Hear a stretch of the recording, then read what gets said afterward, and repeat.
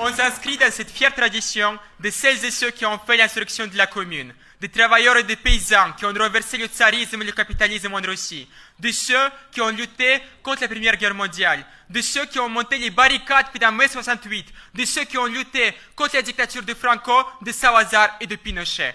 Pour nous, la révolution, ce n'est pas juste une théorie, ce n'est pas un concept abstrait, ce n'est pas quelque chose qui appartient aux pages des livres de l'histoire. Non.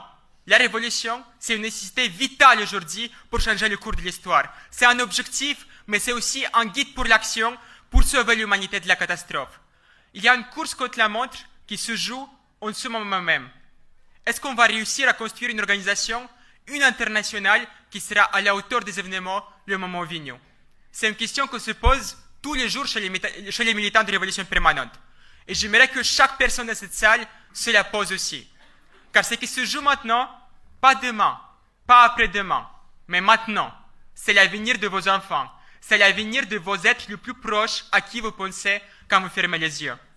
Donc si vous voulez mettre fin à la barbarie du capitalisme, au génocide, aux guerres, à l'extrême droite, moi je vous dis une chose. Rejoignez RP et l'AFT. Rejoignez Dupin et Desroses. Rejoignez le poids levé sur votre fac. Rejoignez RP dans les transports, dans la santé et dans l'éducation. Tous ensemble!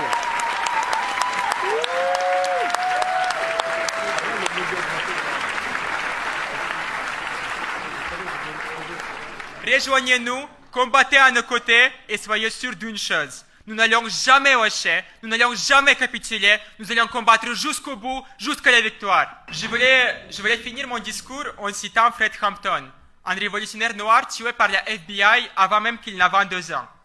Fred Hampton n'était pas un trotskiste, mais c'était l'un des révolutionnaires les plus courageux du siècle dernier. Et il n'avait aucune illusion sur ce que c'est l'État. Alors je voulais adresser un message à tous ceux qui nous répriment, à tous ceux qui nous persécutent, à tous ceux qui nous font la guerre.